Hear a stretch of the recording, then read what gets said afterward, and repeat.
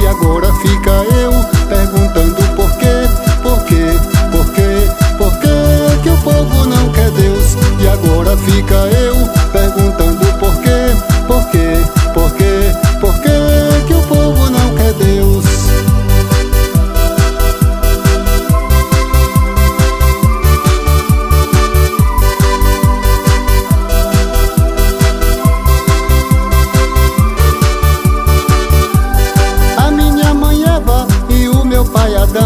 Não atenderam a Deus, caíram em tentação, e a vida de sossego tornou em pesadelo, sem recuperação.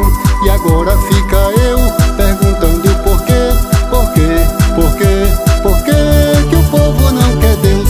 E agora fica eu perguntando por quê, por quê, por quê, por quê que o povo não quer Deus.